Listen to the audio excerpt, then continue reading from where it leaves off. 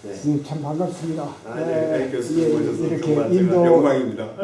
인도에서 선생님을 뵙다니 저는 선생님 처음입니다만 제가 한국에서 말씀은 많이 들었습니다. 아마도 제가 알기로는 네. 인도에서 그 한국학 내지 한국 교육을 심은 거의 그 선구자이시라는 말씀을 저 윤희원 교수 또 이쪽에 그 전남대학교 김경학 교수로부터 많이 들었습니다. 참 반갑습니다. 아유 감사합니다. 너무 과분한 말씀인데. 근데 선생님 여기 인도 오신 것은 얼마나 되십니까? 지금 올해가 제가 1988년도에 왔으니까. 88년대. 예예. 88 올림픽. 88 올림픽 때. 그 88년 8월 8일에 왔습니다. 네. 88년도에 저는 1년 동안 일본 오사카에서 필드웍을 하고 있었습니다. 아 그러셨군요. 예. 그때 김경학 교수는 김경학 교수가 89년도에 89년. 공부하러 왔고. 그 다음에 예. 와, 그 김경학 교수도 벌써 25년 전이 넘었네요. 네네.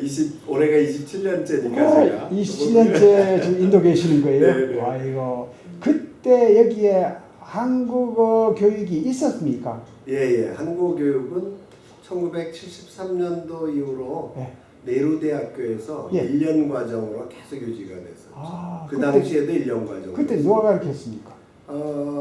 그때 그 당시로는 이제 한국학술진흥재단 거기에서 파견 교수가 나와서 1년씩 그 임기를 잠시 이제 안식년이라든가 이럴 땐 파견 받아서 나왔다가 들어가고 그래서 계속 바뀌셨죠. 그래서 수고하신 교수님들이 이제 대원로들이 이렇게 꾸준히 한 번씩 이렇게 돌아가면서 오셨었습니다. 그래서 이 88년도에 스님 오셔서 이 유학을 오셨습니까? 네네. 뭘 전공하셨나요? 원래는 이제 영문학을 인도 영문학을 인도 영문학이 사실 고유한 분야인데. 그렇습니까? 이제 영문학 세계에서 되게 영국의 영문학하고 그다음에 미국 문학. 그 다음에 대개 제3세계권을 보는데 캐나다라든가 오스트레일리아 있지만 또 아프리카 영문학도 있고 그렇지만 굉장히 메이저 라인에 해당되는 그 중에서 보면 그게 인도 영문학입니다. 그래서 살만 루시디 같은 사람은 근데 해외에서 자란 사람이지만 그렇지 않고 인도에서 아주 제뉴인하게 자라난 사람들이 있거든요. 그러면서 인도 정서를 영어로 충분히 구사를 해내니까 그래서 영문학 세계가 이렇게 형성이 돼 있죠. 그래서 그거를 소개하는 것이 상당히 의미가 있었는데, 참 흘러가는 흐름에 따라 보니까 또 여기에 필요에 따라도 보니까 제가 한국어 교육으로 완전히 옮겼습니다.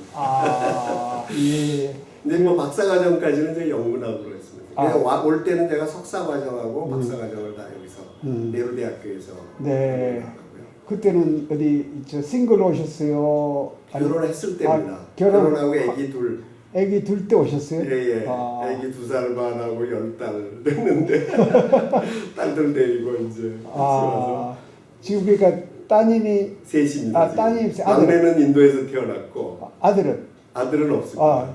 딸만 셋입니다. 세 아주 퍼펙트하게 그 힌디어도 아주 퍼펙트하게 하겠네요. 여기서 다 교육을 인도 학교에서 교육을 받다 보니까 잘하셨습니다. 그래서 한국인으로 돌려놓는 게 큰 일이었습니다. 근데 이 외국 와서도 그 역시 아메리칸 스쿨이라든가 이런 데 찾지 않고 현지어를 하면 그게 정말 두고두고 큰 재산이 되는 것 같아요. 아유 잘하셨습니다. 뭐 그때는 잘 모르고 했는데 그 다음에 뭐 돈도 없었고. 그러니까 그렇게 하면은 돈도 안 들고. 실제로 그렇습니다. 근데 일본에서요. 일본에서 한국 학교를 다니려면 돈이 많이 들어요. 근데 그렇군요. 일본에서 일본 학교를 다니려면 돈 거의 안 들거든요. 그거나 마찬가지죠. 그게 또 많이 배우고 그 문화도 배우고. 그래서 여기서 그 네루대학에서 학위를 마치시고 그 한국 교육은 어떻게 시작하셨어요? 그 당시에 있던 1년 코스를 마침 제가 뭐 주도하는 건 아닌데 한국 정부하고 국제교류재단에서 네루대학교에 1년 코스로 좀 답보 상태에 있는 한국어 교육을 학위 과정으로 올리자 이래가지고 네루대학교 측하고 굉장히 협의를 많이 보고 마침 제가 박사과정을 마치는 해 거기서 과정을 열게 됐습니다. 그래서 학교 측에서도 그럴 바에는 학교에서 뭐 지원할 수는 좀 지원이 뭐 매칭 펀드니까 가능하지만 집비라든가 이런 건 되지만 좀 국제교류단 쪽으로 지원을 하면 어떻겠냐고 학교 측 내로대학교 측 요청이 있고 또 대사관 쪽에서도 이렇게 서포트가 있고 그래서 이제 지원을 해가지고 그 당시에는 이제 학술진흥재단이 맡았는데 첫 세 해를 그렇게 진행하고는 그 다음부터는 국제교류단에서부터 지원을 받았죠. 그래서 공식적으로 국제교류단 파견 교수를 하면서 실제적인 뭐 경제적인 문제라든가 이런 거는 한국에서 전 지원을 받아주고 그 다음에 또 내루대학교에서는 집을 공유하고 그래서 그렇게 하면서 기본 생활을 안정시키니까 저는 이제 한국어를 1년 과정을 3년 학부 과정으로 여기는 뭐 3년 과정이니까 처음에 이제 거기에 좀 몰두해서 좀 발전시키는데 초기 멤버가 된 셈이죠. 상당히 저 개인적으로 명예로운데. 그래서 1년 과정의 그 디플로마 과정이 3년 그 한국어 BA 디그리 과정으로 옮길 때 창설 멤버가 된 거죠. 뭐 이거 제가 뭐 주도해서 잘한 것도 아니고 이거는 학교 측과 한국 정부하고 국제교류단이 애를 써준 건데 마침 그때 제가 있어가지고 잘 이어졌습니다. 제가 여기 와서 보니까 그 세계의 한국학을 심고 한국어 교육에는 국제교류재단의 그 컨트리뷰션이 아주 큰 것 같아요. 해외에서는 아주 그렇습니다. 인도에서는 뭐 절대적이죠. 이 고등교육에서 한국자가 붙은 데는 국제교류단의 기여가 없으면 실제로 유지가 안 됐을 겁니다. 제가 작년 재작년에 베트남을 가서 한 20일 있었거든요. 베트남에도 뭐 그런 그 국제교류재단의 그 지원 이런 게 상당히 그 활발하고 그것이 결국 한국학 내지 한국어 교육을 굉장히 활성화시키고 있는 것 같아요. 그러면 선생님은 거기에는 내루대학에는 얼마나 계시다가 일로 오셨어요? 내루대학에서 1996년부터 제가 개원교수, 그러니까 3년간은 학술진흥재단에서 업무를 담당했는데 그 업무가 국제교류단에 2000년부터 넘어갔거든요. 그러니까 그때 이후로는 2002년에 제가 2년간 제가 더 있었고 그때는 이미 뭐 석사과정도 열리고 그럴 때인데 제가 사실 석사과정까지 오픈하고 3번 배치를 3기를 배출하고 그리고 이제 델리대학교에서 비슷한 모델로 이쪽으로 오면 좋겠다 그래가지고 저를 스카우트해 간 격이고 그러면 그때는 델리대학에 또 그런 똑같은 케이스로 교육이 있었어요? 아니 전혀 없었습니다. 처음 와서 시작을 한 거예요. 그럼 여기에 선생님 파운더이시네. 그 양쪽 다 정말 어떻게 정말 이거 저는 큰 축복이기도 하고 명예이기도 한데 그건 학자로서 양대 대학의 인도에서 가장 중요한 대학 두 개의 파운더가 됐다는 건 큰 명예입니다. 사실 대단한 기여를 하셨습니다. 그보다도 좋은 때에 사실 다른 분들이나 정부에서 개경을 잘 만들어줬는데 마침 그때 제가 여기서 교육받고 남아있어서 또 영문학자야 인도의 영문학자 참 많죠. 근데 한국어학자는 사실은 뭐 지금도 정말 드무니까요. 그러니까 한국인으로서 이해를 하고 기여할 수 있는 부분이 너무 분명해서 여기 몰두를 해야겠다는 선생님 같은 그 커리어의 인재도 계셨고 또 어떻게 보면 한국의 국력이 신장이 되면서 여기에 그런 디맨드도 있고 한국어 교육에 대한 디맨드도 있고 또 지원도 있고 하니까 가능했죠. 그러면 그게 이 델리 대학에서 한국어 교육을 시작한 것이 몇 년도? 2002년도입니다. 2002년도. 2002년도. 그럼 한 지금 13년째인가요? 네, 13년째입니다. 지금 과외는 어느 정도 그 교수하고 학생은 어떻게 됩니까? 지금 이제 사실은 그 학부에 해당되는 디플로마 과정이 있고 그 다음에 학사 편입이죠. 한국 개념으로 하면 다른 걸 전공한 BA 그 학사학위를 가진 학생이 들어와서 2년간 교육받으면 한국어 전공자로 인정이 되니까 네네. 그런 과정이 2년 과정이니까 이게 포스트 그레이지에이트 코스인데 그 과정이 2년이 있고 근데 이런 전체를 보면 학생 수가 한 130명 델리 대학교에 한 130명 정도 되고 대충 강사까지 포함해서 한 8명 정도가 운영되고 있는 거예요. 예. 전임 교수는 몇 명?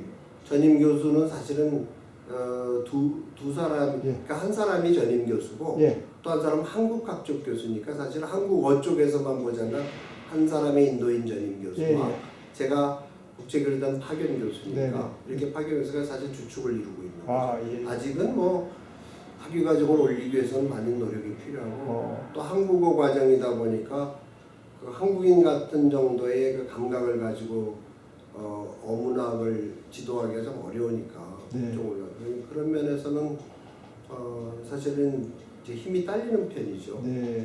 패컬티가 더 필요한데. 여기는 학생들이 졸업하고 취업은 어떻습니까? 취업은 아주 환경이 좋은 편입니다. 교수님 말씀하신 것처럼 한국 국력도 신장되고 인도에서 큰 기여는 한국의 그 메이저 기업들의 기여거든요. 제일 잘 알려진 뭐 한 3, 4대 기업들은 정말 큰 기여를 해가지고 한국 브랜드가 일본을 아마 남아시아까지 전체에서 일본을 지키고 있는 데는 대표적인 데가 인도죠. 그래요? 저희가 자부심을 가질 정도로 왜냐하면 한 며칠 전에 브랜드 그 순위 조사 보니까 LG가 1위로 나왔어요. LG전자가. LG전자 1위로. 인도에서. LG전자가 1위로 아직도 소비자 인식에는 LG가 뭐 소니가 2위로 왔으니까 과거 지향적이긴 한데 그래도 소니가 2위로 오고 그다음에 삼성이 오고 뭐 현대자동차 그러니까 뭐 한국 일본을 완전 제낀 지역이라고 할 수 있죠. 그러니까 그게 뭐 경쟁 관계이긴 하도 우리가 월등하게 좋은 그런 경쟁 관계라고. 그러니까 이런 배경이 돼서 한국어에 대한 디맨드가 있고 그러니까 우수한 학생도 점점 쏠려오는 편입니다. 아직은 좀 더 갈 길이 먼데 좀 정말 우수한 학생들이 들어오고 인도의 엘리트들이 더 들어올 수 있도록 이렇게 해나가는데 제가 보기에는 그건 막 한 10년, 15년 더 계속 좋게 운영을 해가면서 학술 단계도 올리고 훈련도 그렇게 많이 시키고 교육도 시키고 이렇게 해야 되는데 그러더라도 그 어떤 파운데이션 기초 자체는 많이 마련되는 거죠. 인식도 꽤 들어왔고요. 근데 이제 이게 일본이 예를 들어서 일본이나 중국이 지난 한 6, 70년 이상 동안의 교육을 시켜온 거거든요. 그러니까 저희가 한 10년 남짓해서 제가 한 사람 옮겨와가지고 그러니까 예를 들자면 여기 동아시아과라고 부르는 델리 대학교 동아시아과라는 것이 사회과학대학원 소속 대학원인데 원래 이름이 지금도 사람들이 혼동할 정도로 중국 및 일본 학과였습니다. 이름 자체가 Department of Chinese and Korean Studies 이렇게 시작해요. 제일 처음에는 Department of Chinese Studies 이렇게 시작되고 그러니까 중국학 학과로 돼 있다. 중국 및 일본 학과가 됐다. 그게 한 50년이 지난 다음에 한국이 껴서 한 지난 10년 안쪽에 사실 한 사람이 잘해봐야 얼마나 잘하겠습니까? 애를 쓰는데 그래도 적절한 지원과 손이 맞으니까 그 상당히 경쟁할 수 있는 정도 실력으로 꽤 올라온 편이죠. 아직은 힘이 딸리는데 해외에서 중국과 일본의 그 나라의 크기가 있으니까 그런데 그래도 저희도 뭐 못지않게 충분히 왜냐면 밖에 백그라운드가 좋은 기업들이 잘해주고 있고 그다음에 정부도 그런 대로 잘 밀어주는 편이고 그러니까 저희가 뭐 조금 더 꾸준히 학계다 보니까 한 10년, 15년 꾸준히 하면 좋은 틀을 잡아서 인도 최고 명문에서 한국학이 좋은 과로 그렇게 자리 잡지 않을까 그렇게 생각하고 방향을 잡고 있습니다. 역시 기업의 영향도 상당히 큰 것 같습니다. 그 길에서 어떤 학생을 만났는데 우리가 이제 한국 사람이라고 학생을 만났는데 뭄바이에서 이 삼성에 취업을 해가지고 삼성에서 6개월 동안을 여기를 어학 공부를 시키려고 학교를 보냈대요. 그 정도니까 지금 학생도 굉장히 프라우드하고 프라우드하고 우리 기업의 참 국력 내지 그 기업의 이 기업이 활발하게 이 시장 개척을 하면서 참 좋은 네. 일을 많이 한 것 같아요. 네네. 네. 정말 한국 이미지를 굉장히 고양을 시켰죠. 네네. 그래서 지금 한국 자체의 이미지도 굉장히 고양이 됐고, 네. 그 다음에 기업들의 이미지가 먼저 앞섰고, 네네. 그리고 뭐 다른 문화 분야도 지금 올라오고 있고, 네네. 그러니까 정말 이제는 좀 명실상부하게 좀 경쟁으로 들어가는 거. 네네. 참 선생님 그 좋은 일 많이 하셨습니다. 여기에 학생들이 한국 유학도 많이 가지요. 한국 유학은 사실은 뭐 GNP 차이가 심하다 보니까 네. 한국 유학을 가고 싶어하는 학생이 많은데 실제는 뭐 그만한 경비를 항공료만 해도 엄청나지 않습니까? 이 학생들이 거의 한국 펀드로 그러니까, 유학을 하지 않겠어요? 그러니까 한국 대학이나 또는 한국 교육부 쪽 예. 지금 하여튼 뭐 교육부죠 전체 개념으로 그쪽에서 주는 한국 정부 장학생 개념으로 선발을 많이 하는데 네. 그 숫자가 인도에서 그 원하는 우선 학생들이 원하는 거에 비해서는 아직은 많이 적은 편이죠. 인도 10억 인구인데요. 근데 제 생각엔 좋은 조건을 제시해서 저희가 장래를 내다보면서 상당히 지안파 학자들을 키우기 위해서 좀 더 한국학과 한국어 쪽에 우수한 학생들을 계속 이렇게 좀 지원을 확대해 나갈 필요가 있을 것 같습니다. 왜냐하면 결국은 전 세계를 볼 때도 인도는 빼놓을 수 없는 중요한 시장인데 그렇습니다. 그렇게 될 수 있도록 그러려면은 사실은 저희가 사업만 저희가 해갈 수는 없고 그거보다는 문화적이고 교육적인 측면에 배경을 좀 깊이 깔아야 되는데 그 작업을 위해서는 역시 교육을 많이 예를 들어서 풀브라이트 장학금이라든가 미국에서 교육받은 사람들이 결국은 좀 더 친미 또는 지미 쪽의 흐름을 갖는 것처럼 그 이해를 충분히 하니까 그 나라를 그러니까 이 한국을 충분히 이해하고 그다음에 반대쪽에 쓸 수도 있지만 그렇지 그 경우보다는 그래도 지한파 쪽으로 쓸 가능성이 많지 않습니까?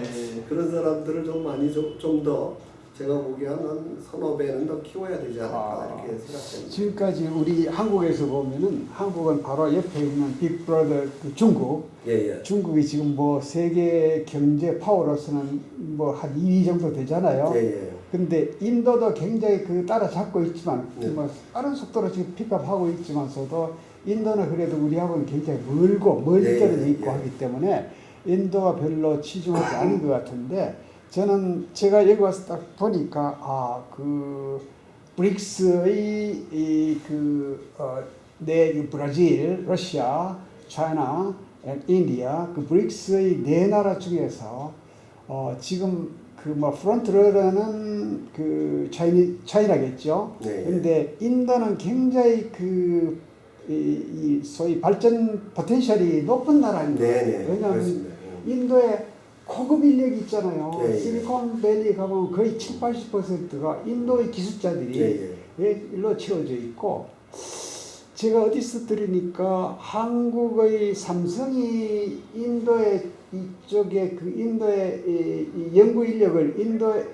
리서치 스테이션이 한 6,000명을 쓰고 있다고 맞습니까? 그 인원은 정확히 저도 잘 모르겠는데 그 정도 되는 것 같습니다. 연구를 지금 시키고 있대요. 벵갈로에 있습니다. 벵갈로에. 근데 그 정도고 여기는 인도는 적어도 우리도 이 일본 식민지 경험을 했지만 인도는 영국 식민지 우리보다 더 긴 식민지라면서 영어가 지금 굳어 있잖아요. 영어라는 것이 영어가 플루언트하게 할 수 있다는 것이 대단한 이점인 것 같아요.